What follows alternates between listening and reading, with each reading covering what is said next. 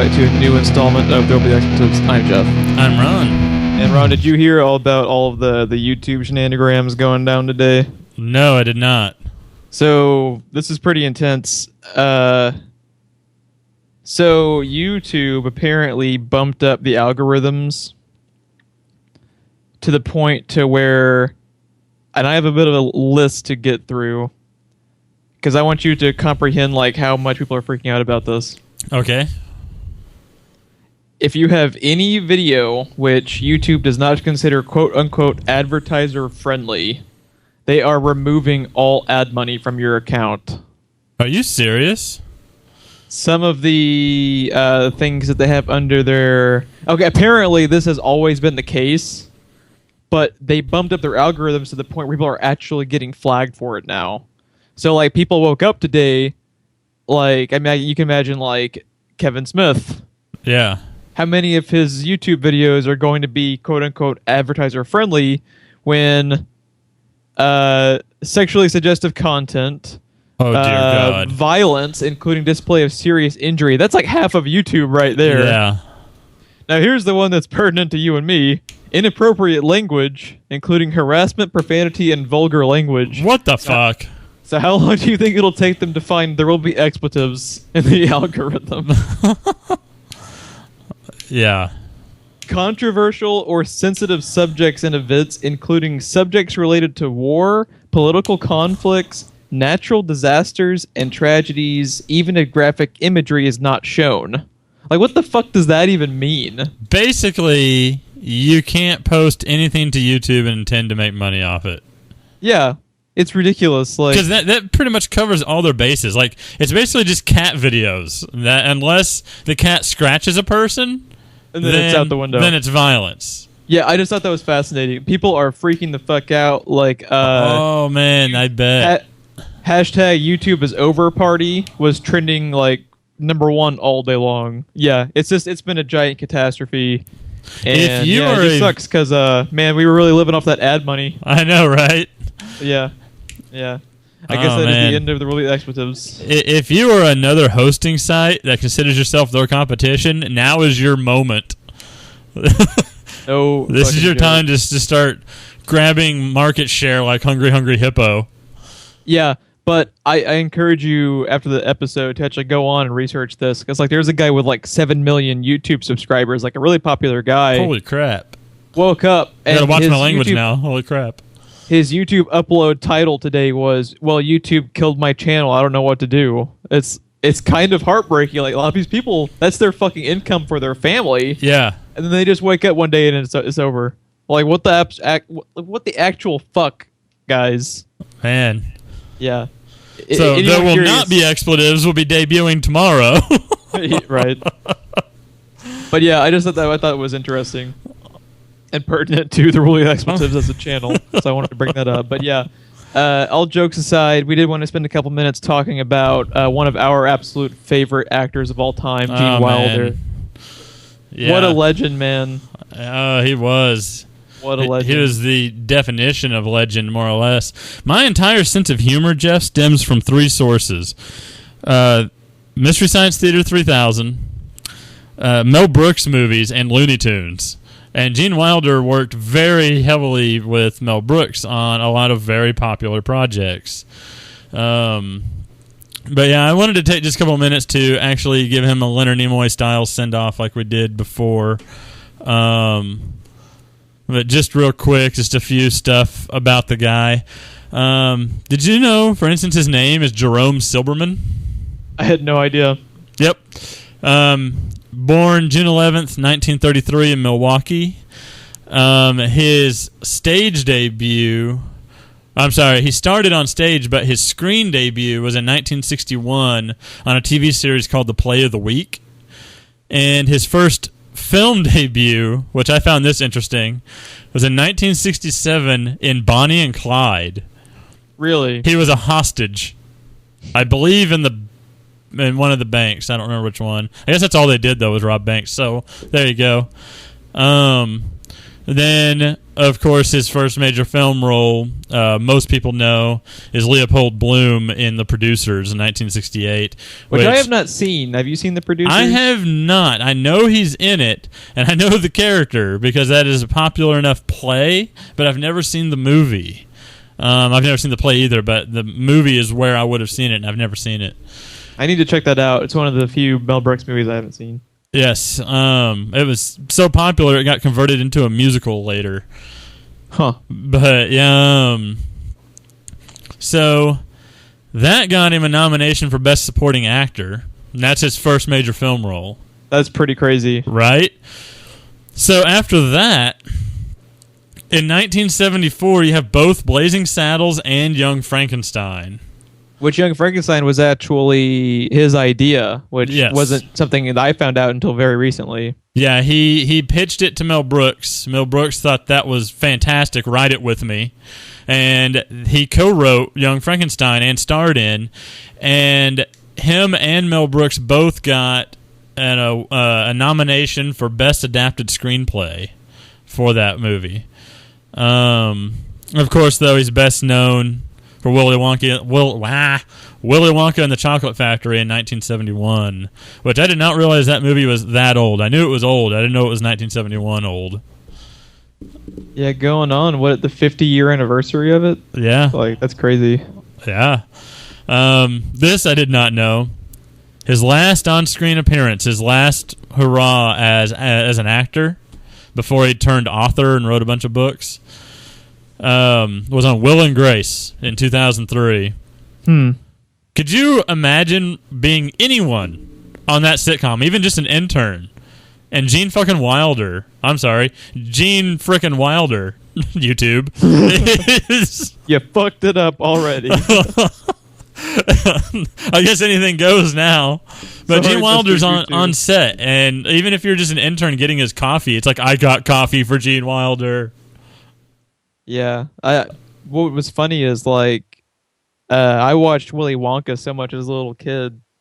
Gene Wilder was one of my favorite actors before I even knew what an actor was. You know what's funny is I may have seen Willy Wonka all the way through once.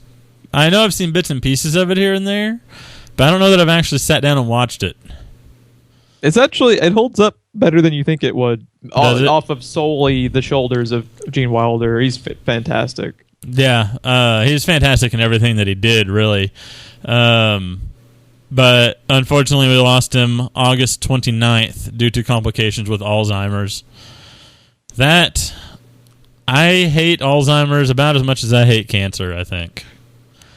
I encourage anyone who is a fan of Gene Wilder's or Mel Brooks at all to seek out the tweet that Mel Brooks sent out when he learned of his passing, and also look up the Jimmy Fallon. Yes, that's what I was going to say. Mel Brooks talking about him on Jimmy Fallon. There's also a Mel Brooks documentary where he talks about how closely he worked with him and stuff that's available on Netflix that I was recommending to you, called Mel Brooks Make a Noise. Yeah. Of course, it centers around Mel Brooks, but you can't talk Mel Brooks without talking Gene Wilder. And they play a lot of stock footage of Gene Wilder, and Mel Brooks talks about working with him and what it was like working with him. I didn't know he wasn't the original pick for that role in Blazing Saddles until that documentary. They had another guy shooting that scene, and it didn't work out because he's known to be a lush, and they just couldn't shoot the scene, so they got Gene Wilder instead to come out in a pinch and bail him out. And that's one of the most memorable performances. And he was supporting in that. He wasn't even starring. He was supporting. That's one of his most memorable roles. So, yeah. Big talent, man. Yeah, one of the all-time greats, and it's very, very sad to see him go, but also, if anyone's curious, I did see AMC is doing a special. They are going to be showing Willy Wonka and Blazing Saddles in AMC theaters throughout the country on Saturday, I believe. Maybe Saturday and Sunday, but I think I saw that just before we started recording. Pretty cool. So, rest in peace, Mr. Wilder. Thank you for all the laughs. Let's go ahead and get on to the news. First up, we got I guess this was not an official release. It was from a different country, right? This image of the Power Rangers costume. Yes. Did you happen to know where it was from? I don't Brazil recall. or something. I want to say something like that. Something somewhere in South America or something like that. I don't remember, but I'll try to look it up now as we talk. But there was 2 images actually. Only one of them really caught my attention, but I think they were both Instagram posts. But one of them actually reminds me a lot of the poster and the box art for the first Power Rangers movie with Ivan Ooze as the villain. I think it's just called Power Rangers the movie. Because they're kind of in the same pose. The box has them like, I think it's White Ranger front and center, and then they all just kind of span out from there in a V form, V shape. And I think that's kind of the stance they're in, just not as tight as that one was. The other one was like an image of the standee that has, I think, a same or similar image on it, but it was significant because it has the logo with the lightning bolt. And I'm not a fan of the lightning bolt, but you know. What was it about it that you didn't like? It looks like they just tore it right off Flash's chest to me. Oh. But you know. What else? Yeah, if that ends up being my only complaint, then we're good. You know? So yeah, it looked fine to me. I didn't have a problem with it. Yeah, I still don't know what to fucking make of a, this whole project. I think it's very disheartening. We still don't have a teaser trailer when it is a whopping 6 months from release. There's no way they're going to make that date if we don't have a trailer yet. Yeah, it was the same image with that. I can't read a goddamn thing because it's all in another language. Brazil Licensing Expo. So I'm going to guess Brazil. It's Detroit. Which is kind of like Brazil in a lot of ways. Yeah. But yeah, no, I like a lot of the stuff that I'm seeing. I'm still not crazy about Rita's costume. I am worried about I'm crazy about Rita's costume, if you know what I mean. As a fan of Power Rangers, I'm not crazy about it. As a male, I'm pretty crazy about it. But yeah, the fact that we haven't had a trailer yet and there's still no mention or casting news for Goldar, which is kind of an iconic character for the series. He was in it. Who's Goldar again? He's the big gold flying monkey. Okay. You would know him as soon as you saw him. Probably. I remember Alpha the robot, but I don't remember him. Yeah, I didn't know Alpha, there had ever been any news around Alpha until you said today that the director did confirm him.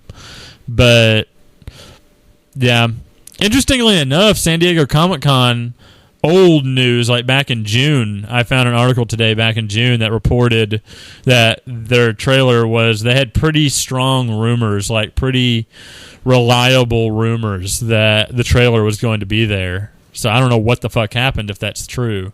I don't know what the fuck's going on with that, but it's February, isn't it? Isn't that the release date? Do what? In the release date in February? I believe it says it on the poster and the image. I believe it's like March 17th or something like that. March? Yeah, I don't think there's any way they're going to make it if they don't have a trailer yet. Well, movies aren't like games, though. Movies usually stick to their release dates. Like, I don't even remember the last time I heard a movie actually having to be pushed back like that. Because, like, when movies get pushed back, they get pushed back like 3 years at a time. It's not something where they're in the middle of filming and they'll bump it back 2 weeks to make sure it's fine. Like, yeah. I don't know. I don't know. I just think it's very odd. Was there anything else you wanted to add about the Power Rangers costumes? No, not really. I mean, the image doesn't show you anything new, but it is a cool image. So if you're interested, I encourage you to check it out. Next up, this was pretty interesting. So Fox, the douchebag levels that they strive towards, apparently know no bounds, because it was reported this week that in order for the Deadpool writers to be on set, which is a norm in the industry, no matter what you're doing, Ryan Reynolds had to pay for them out of pocket. That doesn't surprise me at all. It doesn't because it's Fox, but you're just like, God damn. Fox did not want that movie to happen, nor did they want it to succeed until it did. And then they're all about Deadpool now. But It's been fascinating to me because that's one thing that I was following was the story on that and reading after the movie came out. Where the more I heard people talk about shit that went on with Fox did everything they could to say it's greenlit and then try to just congest it as much as they can to make sure it doesn't happen because they didn't really want it. They didn't really want it to happen. Ryan Reynolds had to do a lot. He was that movie. Yeah, he not only willed it into existence, but he kind of, willed the quality of it into existence because, like, it is such especially with, like, that character and the specificity of it, like that character more than a lot requires the writers to be on set because it's such a, a weird character to get across. Yeah. Good on Ryan Reynolds, man. Not many people would have done that. That shows you how dedicated he is to that character. Yeah. To be willing to do that. It's pretty astonishing. Even more kudos to Ryan Reynolds for that whole project. You heard about that movie theater in Colorado, I don't know, a couple months after Deadpool released, that they serve alcohol. So by law, it's illegal for them to show like pornography, and because of that one scene, it was classified as pornography, and they were losing their liquor license, and they were getting hit with all these fines and everything because they played Deadpool at their theater, and it was like a mom and pop type theater basically. Yeah. And Ryan Reynolds told them that he would pay whatever their court costs are to fight everything and beat it. So he was paying their stuff to keep their theater alive. It was going to bankrupt the theater. Such a good dude. Yeah. Fucking love Ryan Reynolds. I need to watch Deadpool again for sure. Well, you need a healthy dose of it about once, I'd say bi-weekly probably. Yeah, bi-weekly dose of pegging. Yeah. Yes. Good for the soul. Yeah. Let's see. We got one more bit of movie news. Well, speaking of good for the soul. Dude, you want to talk about fucking blowing up the goddamn internet over a 45-second video that hardly shows you anything or tells you jack shit. All it does... Doesn't even have sound. Dude, so you kind of heard about this, like, after it had kind of broken, like, what it was. I just happened to follow him on Twitter, Ben Affleck. Oh, yeah? And I'm scrolling through Twitter at work, like, I think it was, like, Monday morning or Tuesday morning.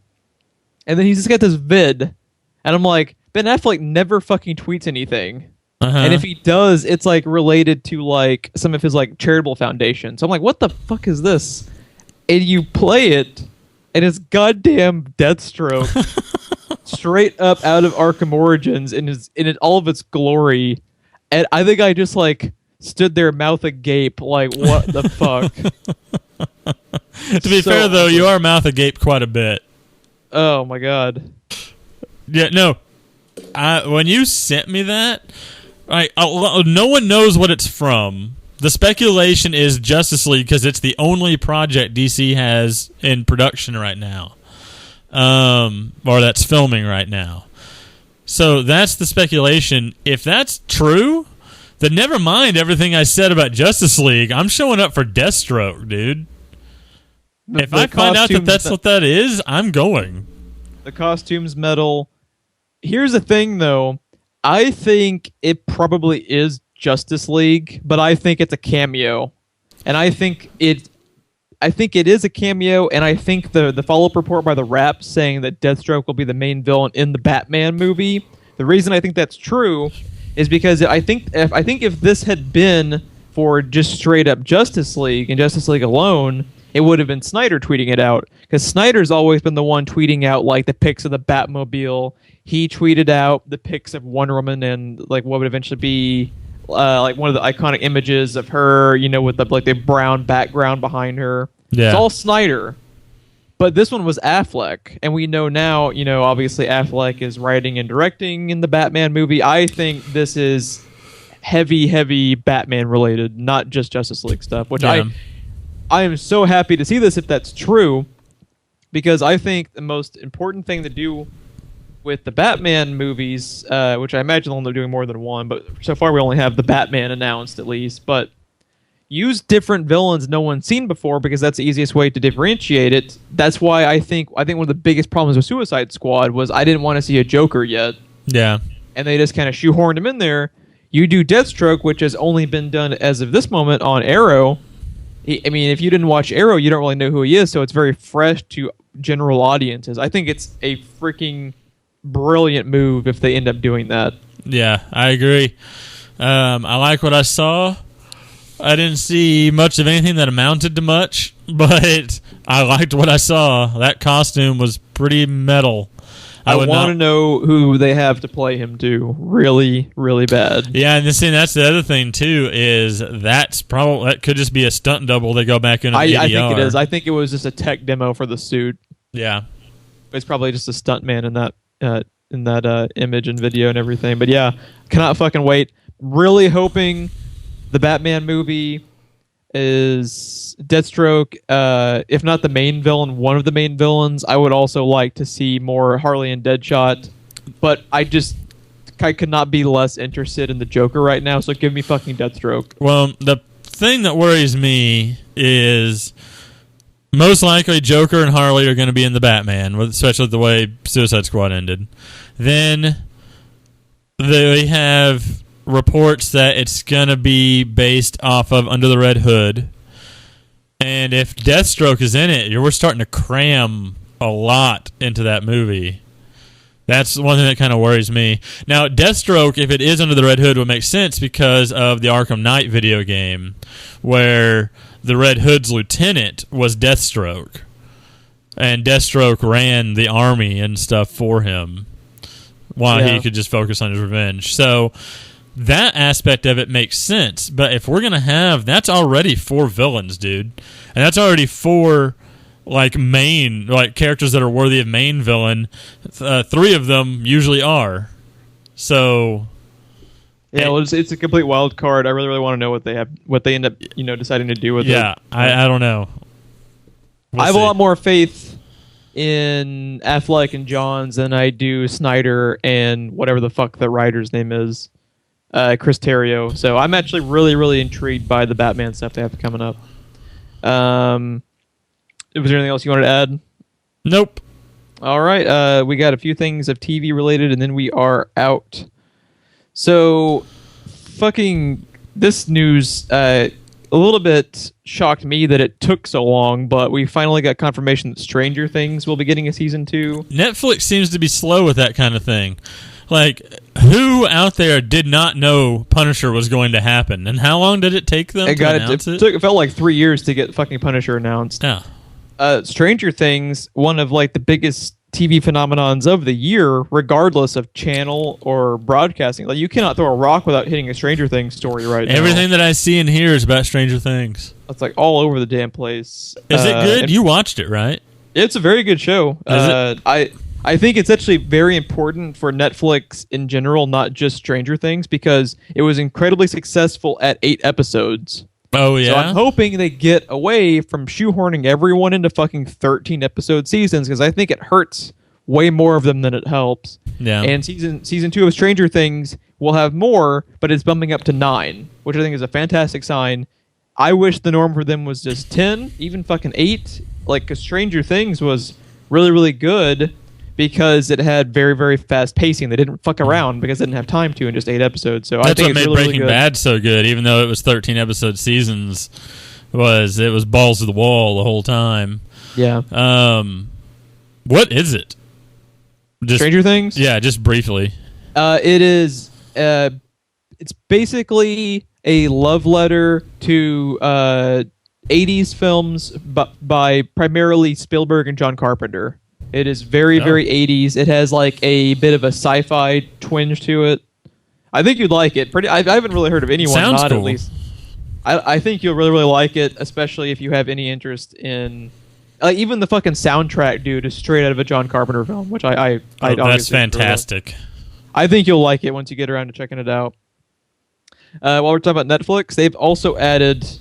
Bill Nye the Science Guy. Bill Nye Saves the World. It's coming to Netflix in spring 2017. Dude, Netflix... They're taking over. They're tearing the television industry a new asshole. It seems like every day when you just think about like what all they have. They have a whole ton of quality, and I watch a lot of TV. I haven't even gotten to it yet. Like I haven't gotten to House of Cards yet, which everyone loves. Everyone loves Narcos. I was gonna say Narcos is the one I really want to watch. It's just kind of crazy. Fucking dude, within the month, Luke Cage. Oh my god, give me Luke Cage right now. I want it so bad. That's the first Netflix Marvel property that I'm actually like excited for. Like, don't get me wrong, I always thought Daredevil looked cool and like I couldn't wait to see it or whatever, but the one that first one that actually got me pumped is everything I have seen for Luke Cage. Damn, Luke Cage trailer where he bends that cardo around that guy. Just make that my fucking screensaver. Yeah, what do you think? I like Bill Nye. I'm nostalgic for Bill Nye, but I don't know if I'll be watching his show. Do you think that you'll be watching this? Well, it's a talk show, so it's not like a science education program like he used to do, like we watched when we were kids. But I don't know. I mean, I'll at least check it out because I like Bill Nye. I think it's very cool this is happening. A lot of the interest that I have in science and technology, period, came from Bill Nye and Beekman's World. So, yeah, I mean, I'll definitely be checking it out, but I don't know that depending on what it is, I may not be a regular viewer. Yeah, I think it's really cool that it's happening. I think it's smart of them. Like they are like with this, and then bringing the Mystery Science Theater thing back. I think they're very smart about what projects they take on. He is very active in fighting climate change, and he's like the chairperson on some committee for that. And he's someone big in that. I just don't know who with. So I mean, I don't know anything about the show, but. He's very active going out on like CNN and Fox and places like that, promoting like climate change legislation and stuff like that, and trying to get the word out. So now he's got his own vehicle again for doing that. And very few people do you talk to that do not have a Netflix account. So yeah, he has access to quite a lot of people. Yeah, I think it was a very, very smart addition for them. Which their lineup, speaks for itself. Now we have to have a rant, or it wouldn't be an episode of TWBE. This is the bullet point that is going to cause YouTube to strip us of all of our ad revenue. Oh man, well yeah, fuck the ad revenue because it's gone. So we talk all the time about the wondrous thing that is CBS No Access. And so apparently the news that got this into the podcast for today is that they will be offering a commercial-free plan. And my reaction when I read that they're going to be offering a commercial-free plan today while I was at work is, wait. You're telling me it's got commercials? What the flying fuck, Jeff? They were charging you money extra to watch their garbage-ass programs, and it had fucking commercials? Like, now, are you kidding me? Don't misunderstand me. I'm not a fan of Hulu having commercials, but what the fuck do they have to offer that versus Hulu that would make me pay $7.99 a month and sit through fucking commercials? You can go get an STD for free, man. You don't fucking need to be paying them for goddamn Star Trek. Like, yeah. And like that's the only reason this is happening is because it's on the heels of STD, fucking Star Trek Discovery, and the price point, man. So it's $5.99 right now for the commercial program, which by itself, when fucking Netflix and Hulu are both, what are they like? I think it's $9.99 for Netflix now, and then $8 for basic Hulu or something like that. Yeah, Hulu Plus. Fucking CBS's garbage ass bullshit is worth by itself $6 a month with commercials, and their price increase to get it commercial free was $9.99. Are you fucking serious? That's Netflix. For fucking Netflix price, they want to charge for literally access to goddamn Star Trek and all of their back catalog of crap that is only marketable to like 65-year-olds. I don't. It's mind-numbing to me. Why does this exist? Yeah, it's absolutely fucking astonishing to me. And I almost want Star Trek to fail miserably just so I don't have to fucking hear about CBS All Access anymore. I've got a feeling people aren't going to like it. I don't know why, but I just get this strange feeling that it's going to be something they tried way too hard at. I don't know why. I can't explain why I feel that way. I think it's going to be good. I think no one's going to be able to see it. I think it'll be good to people who aren't diehard Trekkies like you and me, but most of the fan base they're aiming that at, I feel like it's just going to be way too much of, you're a Star Trek fan? Do you remember this from your favorite Star Trek? It's in this Star Trek. Like, I feel like it's just going to be way too much bullshit. Yeah, I'm torn a little bit because I have a lot of faith in Brian Fuller because he's a very talented showrunner. That doesn't mean CBS didn't get too involved though. But yeah, it all depends on how much CBS wants to frickin'.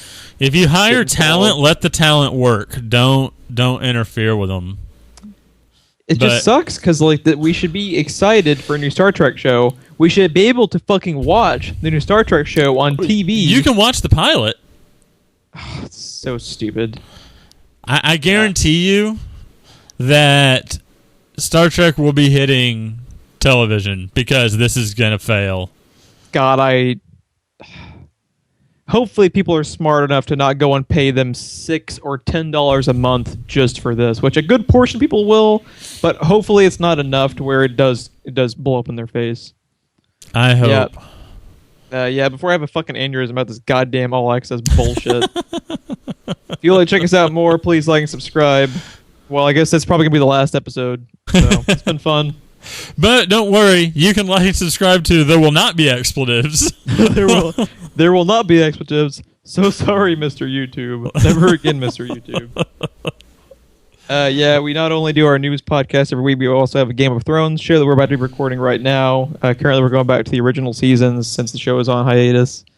We also do Let's Plays. We just recently finished up recording Dead Space, which the final episodes will be airing pretty soon over the next couple of weeks.